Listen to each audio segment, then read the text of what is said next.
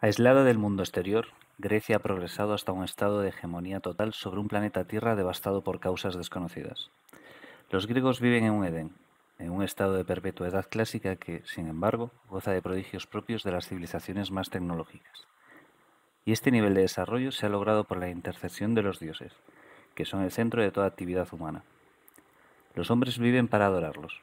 Se crían teniendo en cuenta que son observados y evaluados y, sobre todo, se preparan para luchar por ellos. Porque la guerra es constante en Grecia. Las castas de héroes, cúmulos de virtudes, es el espejo en el que se mira todo buen ciudadano. Prometeo, protegido de Atenea, asciende hasta convertirse en el mayor héroe de Grecia, transformándose mediante los dones que le otorgan los dioses en un campeón admirado por todos. Sin embargo, poco a poco y por diversas razones, comenzará a desconfiar de la bondad de los padres celestiales que lo han creado. Los dioses muertos es, en primer lugar, una novela de aventuras que transita entre la fantasía y la ciencia ficción. Basada en los mitos griegos clásicos, es también una gran historia de amor que explora los más oscuros rincones del alma humana, sus dudas, debilidades y anhelos. Y todo ello sin olvidar una crítica profunda a la sociedad en la que vivimos, a sus valores y a sus falsos dioses. Buenos días, bienvenidos a Fantasismos, después de mucho tiempo sin traeros nada de contenido. Ya lo pusimos por las redes sociales, pero es que la vida nos ha estado comiendo y matando poco a poco, pero ya estamos aquí, ya hemos vuelto. Os traemos el primer capítulo de lo que yo considero esta nueva temporada. Hemos intentado cambiar un poco el formato de los episodios para hacerlos más cortos y más concretos, ambas cosas. Y hoy, para estrenar esta nueva temporada, os traemos la reseña de un libro que, ya lo adelanto, nos ha gustado mucho, que es Los dioses muertos, canto de Prometeo, de José Antonio Fideo Martínez.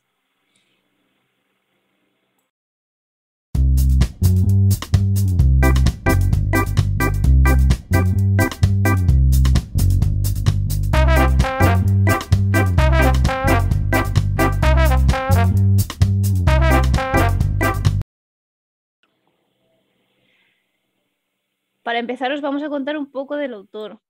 José Antonio es un escritor que ya tiene bastante experiencia, ha publicado varias novelas antes que esta y varios guiones del cómic también. Su anterior novela extra, que se llama Los últimos años de la magia, ganó el premio Minotauro en 2016. Y esta, Los dioses muertos, fue nominada, que al final no ganó, pero fue nominada a los premios Kelvin de este año 2021. Igualmente, si queréis saber más, tiene una página web muy chula que hemos encontrado y que os ponemos el link abajo en la descripción. Los dioses muertos es una novela que nos ha parecido muy curiosa porque oscila entre la fantasía y la ciencia ficción. ¿Vale? Hay muchos libros que hacen esto y algunos lo hacen bien y algunos lo hacen mal. ¿Vale? Me explico. Cuando tú empiezas a escribir un libro, en las primeras páginas hay una cosa y tú te comprometes a una cosa que se llama el pacto con el lector, ¿vale? En lo que el lector entiende lo que está leyendo y se hace una idea de lo que tú le vas a contar, ¿vale? Hay ejemplos, libros que a lo mejor empiezan siendo fantasía y a mitad cambian y pasa a ser ciencia ficción, pero a ti no te han dado ningún indicio de lo que te estaban contando iba a ser ciencia ficción, ¿vale? Entonces ahí el pacto del lector se rompe, porque tú con el lector has pactado y el lector ha pensado que lo que estaba leyendo es fantasía, cuando en realidad, sin ningún motivo, sin ninguna coherencia o sin ninguna lógica aparente para el lector, puede tener lógica para el autor, ¿vale? Pero no, para el lector lo rompes y pasas a contar otra historia distinta y con otra temática totalmente distinta, ¿vale? Este libro para mí es un ejemplo de cómo hacerlo bien, porque sí que empieza siendo fantasía, pero ya te mete indicios y tú vas viendo cosas de que lo que te está narrando el personaje con sus ojos no es todo lo que hay más allá. Eso es algo que el personaje no lo ve por las capacidades o pensamientos o conocimiento que tiene el personaje en ese momento, pero tú como lector sí que estás viendo. Entonces, para mí ese es un ejemplo perfecto de cómo hacerlo, ¿vale? Porque para mí este libro sí que entraría dentro de ciencia ficción, ¿vale? Pero sí que al principio puedes pensar o te lleva más a pensar que es fantasía. Pasando ahora a hablar de la temática, y esto sí que me gustaría que fuese algo quizás corroborase, para mí la temática principal del libro es la libertad y todo el libro se centra en, bueno, en lo que es la libertad, lo que define la libertad, en luchar por esa libertad y en obtenerla, ¿no? O sea, para mí es algo que está muy claro, no sé si es para ti, porque me vas a decir que no, que No, bueno, a ver, es que libertad es una palabra que se usa para tantas cosas. Sí, sí, es libertad. Para mí, y sabes que yo siempre lo digo lo mismo, hay mucho tema social, ¿no? De lucha contra el sistema imperante, la mentira que nos han contado, incluso la meritocracia. Yo veo mucha... O sea, sí, si entendemos libertad como la lucha por romper las cadenas que nos atan, sí, ahí estoy de acuerdo. sí, a ver, también hay mucha parte del quitarse la venda, ¿no? Y el descubrir qué es la mentira que nos están contando, que para mí se relaciona un poco con esa parte, ¿no? De la libertad, de conocer realmente la verdad y a partir de esa verdad ser capaz de tomar tus propias decisiones, ¿vale? Y bueno, quería leer, esto no es un spoiler, ¿vale? Porque ya está en las primeras páginas, un pequeño fragmento que para mí, desde ese principio ya, y ahora voy a explicar por qué, te deja claro de qué va a ir el libro, y para mí te deja claro que esta es la temática, ¿vale? Leo. Prometeo piensa que debe matar a los dioses, pero no como idea filosófica, ni anhelo poético entre estrofas de un cantar. Piensa en matarlos de verdad, y, al hacerlo, espera liberar al hombre de la peor tiranía. ¿Vale? Esta bomba nos la sueltan al principio. Tú, Sí. que todavía no te estás enterando de nada. Jope, pero a mí ya eso me enganchó desde el primer momento. De hecho, yo esta frase le hice una foto, se la pasé a mis amigos y les dije, mirad, qué chulo el libro que me estoy leyendo. Tal cual.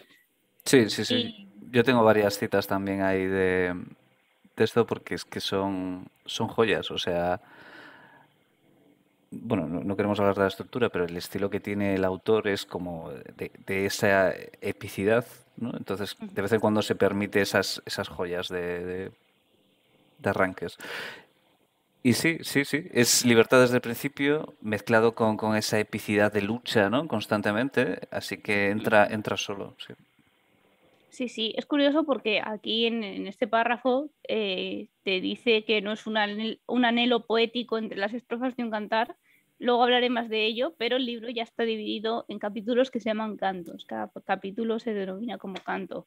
Entonces, es un poco como dice Isaac, ¿no? Con esa epicidad de esa ideología griega, porque toma mucho, ¿no? Esa parte. O sea, yo creo que sí que mantiene, aunque no la novela no tiene lugar en la antigua Grecia, y eso lo podemos decir, sí que mantiene un poco, al menos la idea que se tiene ahora de lo que era la antigua Grecia, sí que mantiene un poco esa parte histórica, o al menos me lo parece a mí, Isaac, que yo no soy historiadora.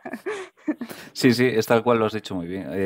No es tanto ser fidelino con la historia, sino de la idea que se tiene en la actualidad de esa Grecia. Que además eso se explica en la propia obra, o sea, tiene sentido en sí mismo. O sea que Sí, sí. Y pasando ahora a la estructura, ¿vale? Que se puede hablar bastante de la estructura de este libro.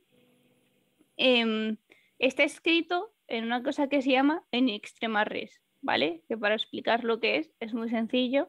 Es un libro que empieza por el final, te cuenta ya, no tiene por qué ser todo el final, sino que te cuenta una parte del final de la historia, una parte del desenlace, y luego vuelve hacia atrás y ya te lo empieza a narrar en orden cronológico. Esto es muy difícil de hacer porque tienes que dar la suficiente información para que el lector mantenga el interés, la suficiente información para que entienda más o menos qué está pasando, pero no tienes que dar tanta información como para que ya no haya interés o se sepa exactamente cómo va a acabar. Y es muy difícil, ¿eh?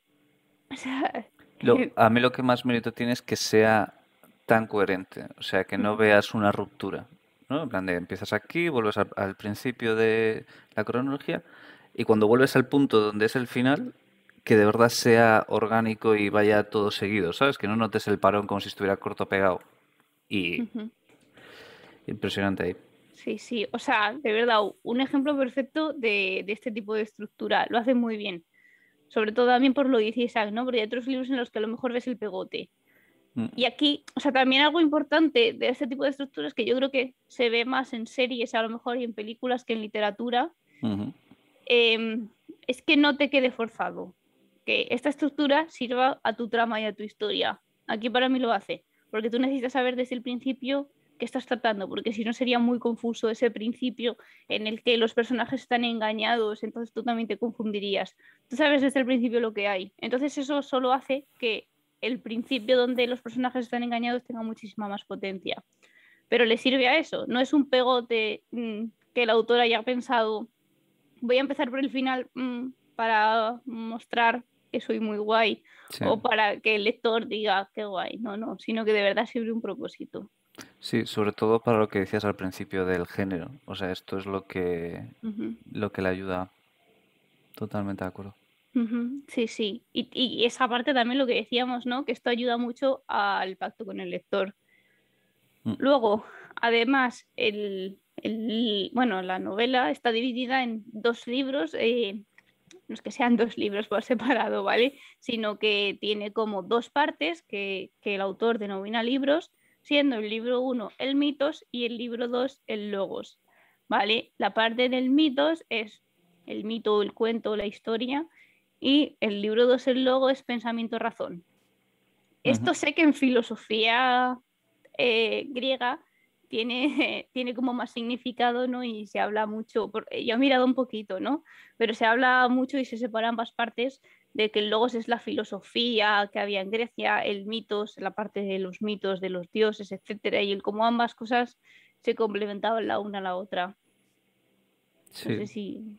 No, bueno, es lo que se conoce comúnmente, pues eso, la razón y lo no razón, ¿no? Y se considera que el auge de Grecia pasa cuando dan ese salto al logos, dejando el mito, esa época más oscura, atrás, ¿no? Formando parte, como dices, imbricado, pero Ujú, como superado. Y el logos es pues la Grecia que conocemos, de razón, de Pericles, de filósofos. ujú. Y que vamos, otra vez de nuevo tiene sentido porque hay una ruptura muy clara entre los dos libros que hacen que se pase de el mitos al logos dentro de lo que es Prometeo, que es el protagonista. Entonces, muy guay cuando lo entiendes, porque claro, yo al principio lo leí y no le presté mucha atención, así al buscarlo después es muy guay. Y bueno, ya para terminar con esta parte de la estructura, simplemente como curiosidad, cada capítulo es un canto, ¿no? Se llama tal cual, canto número uno, y tiene un título. Y esto, si bien la estructura al final es la misma que en capítulos, yo creo que sí ayuda un poco a darle esa epicidad.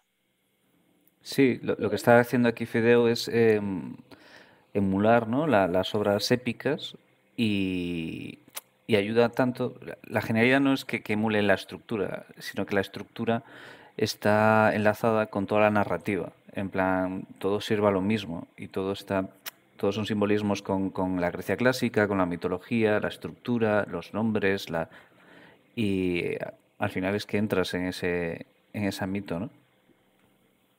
Bueno, y ahora vamos a hablar de personajes. Y antes de empezar en los personajes, yo quiero mencionar que, como decíamos antes, todo en este libro está para reforzar la idea de la mitología y del mundo griego. Entonces, ahora cuando voy a hablar de los personajes, me vais a perdonar que me pare un momento a veces a hablar de la mitología también, ¿vale? De estos nombres. El primer personaje, y que es el principal de la historia, es Prometeo. La propia estructura del libro, como hemos visto, se organiza como un canto a las hazañas de este personaje. En la mitología clásica se trata de un titán que es amigo de la humanidad, que les ayuda robando el fuego y que es castigado por ello. Sufrió un terrible castigo por esto. Y en esta historia el paralelismo es bastante lineal. Prometeo es fuerte, listo, bello. Es el ideal griego de héroe que lucha por la ciudad. Lo vemos siempre como un líder que antepone sus intereses a los de sus compañeros y sobre todo a los de su ciudad, siempre antes que los suyos personales. Los conflictos iniciales del personaje son externos, siendo estos la guerra, que vence siempre con facilidad y gracias al favor de los dioses, especialmente el de Atenea. Pandora será lo que traiga un giro al personaje y traerá una nueva dimensión. Primero por la historia de amor, que es importante en el libro, pero sobre todo porque hace que Prometeo empiece a cuestionarse el mundo y la realidad en la que vive. Los siguientes conflictos son otros puntos, pero siguen esta línea de descubrimiento de la realidad y del mundo en el que vive. Yo creo que lo de Pandora también está bastante claro, ¿no? Porque es quien Sí. abre toda la caja de las verdades para Prometeo, ¿no? En este caso. Tal cual. O sea, yo no conozco mucha mitología, de hecho lo de Prometeo yo no conocía mucho el mito, pero el de Pandora sí, y ese sí que yo lo vi muy claro. Sí, bueno, hablamos de Pandora. Pandora está creada, además, su historia está ligada, que esto igual lo conoces, la gente lo conoce menos, está ligada al castigo de Prometeo. Lo crean los dioses como la primera mujer y es esa idea, también pilló el cristianismo de la mujer como castigo, ¿no? Es creada como la más bella, un bello mal, la llamaban, ¿no? Venía a ser tal. Y es la culpable después de abrir todos los males que azotan el mundo. Y en el libro, Pandora es una maestra de una universidad que busca la verdad. Ella es consciente de que el mundo donde vive no es real o que al menos hay algo que no es real y quiere descubrirlo. Y lo que pasa es que, al igual que en la mitología, ese descubrimiento o hacer que Prometeo vea eso es lo que le trae todo el sufrimiento a Prometeo, que hasta entonces vive súper feliz en su mundo y demás. Y bueno, eso de forma indirecta, directamente también le trae sufrimiento directo a Prometeo. Y sí, estos dos son lineales. El tercer personaje que yo quiero mencionar, yo creo que el paralelismo no es tan lineal, que es Cleón. Yo no sabía quién era Cleón en mitología. Es que esa es la gracia. Cleón no es un personaje mitológico. Cleón es un personaje histórico.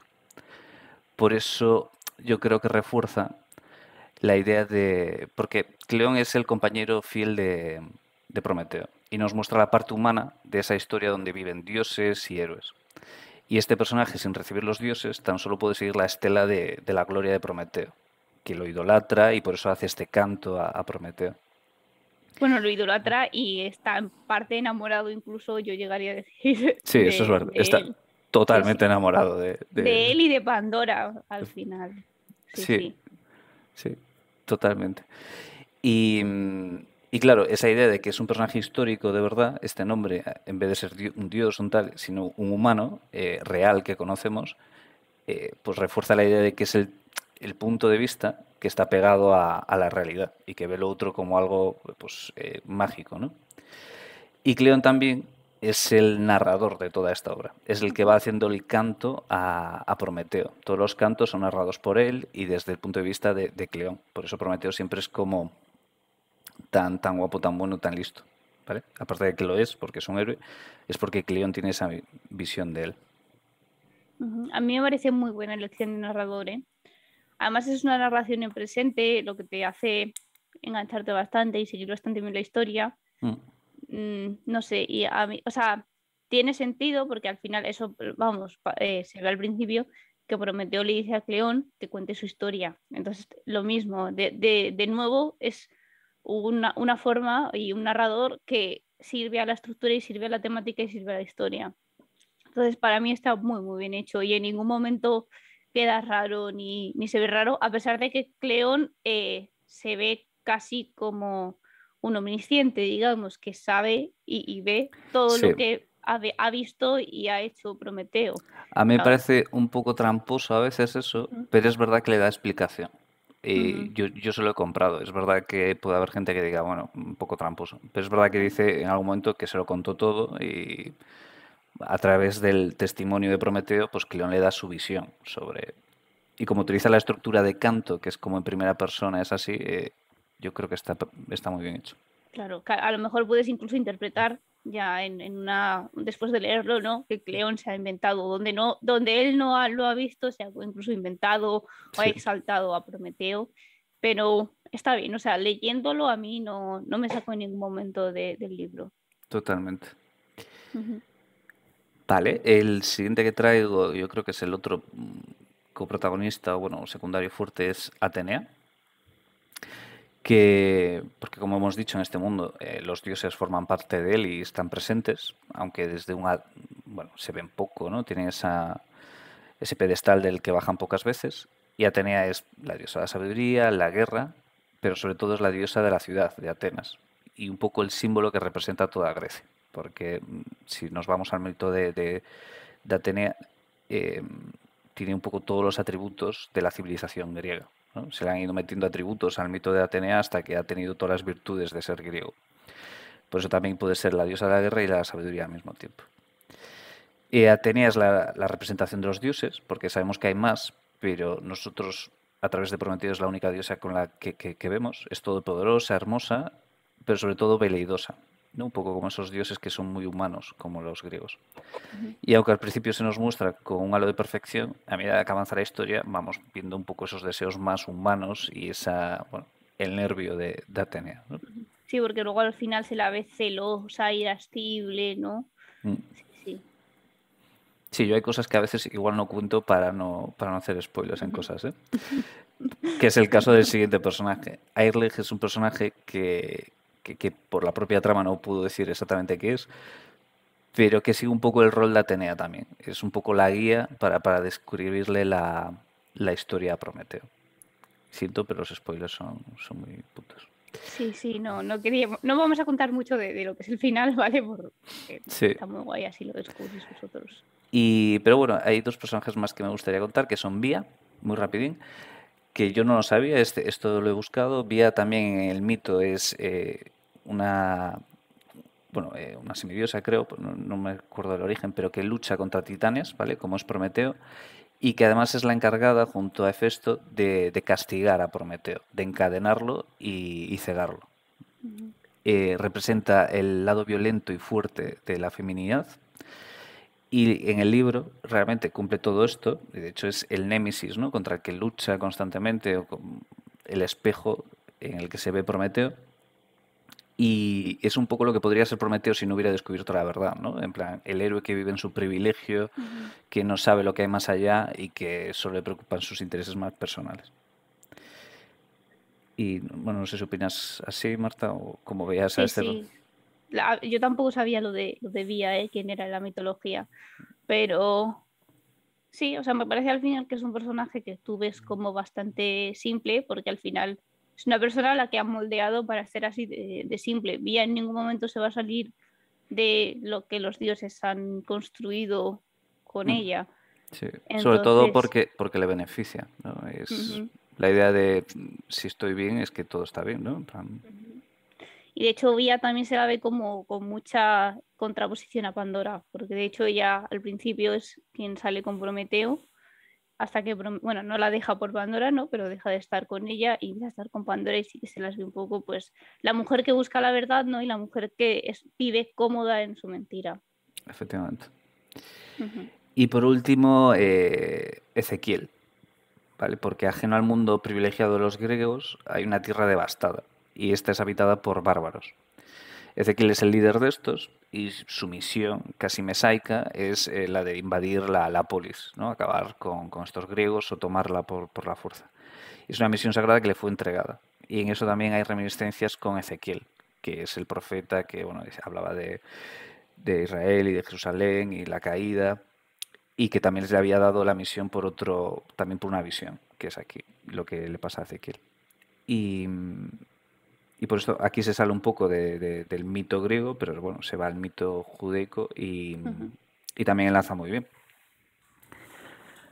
Así que... Sí, a ver, es cierto que el libro intercala, aunque se centra en Grecia, ¿vale? Sí que en algún momento ves algo de mitología o de dioses nórdicos.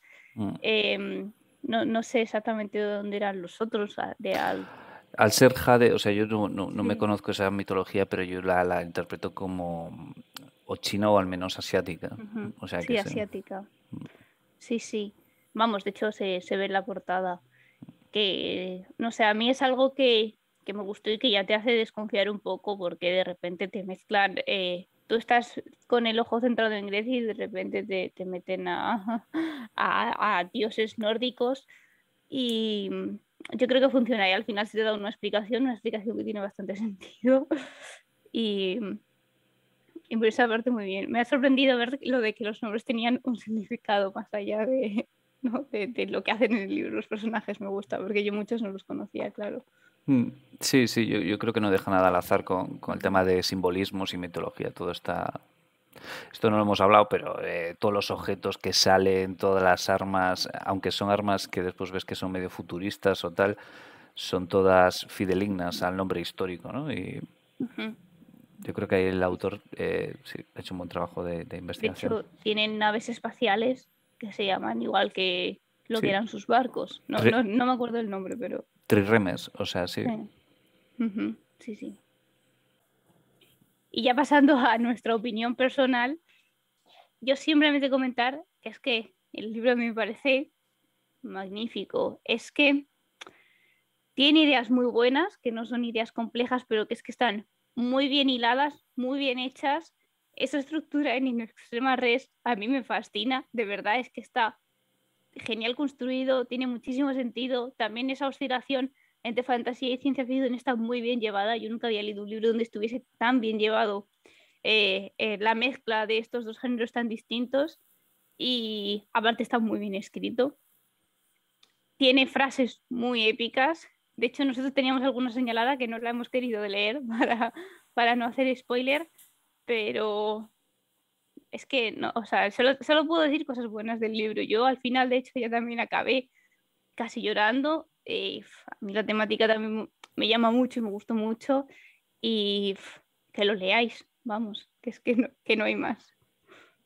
Sí, es un libro bueno, yo he disfrutado mucho, que, que yo creo que tiene muchas buenas ideas, muchas, muy bien llevadas, pero sobre todo que todas entre ellas se entrelazan muy bien. En plan, lo que decíamos antes, el tema de la mitología metido con la narrativa y al mismo tiempo con la estructura, ¿no? Y todo sirve a un mismo propósito, mismo tema, mismo mensaje.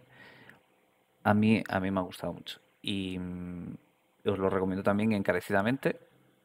Y una cosa que no hemos mencionado, importante, aunque igual solo para frikis, la edición que ha sacado Transbordador es una obra de arte. Es el papel, la portada, no sé, toda la edición en general de ese libro es precioso. Vale muchísimo la pena comprarlo y os lo decimos en serio. Y eso es todo. Muchas gracias por vernos y por escucharnos.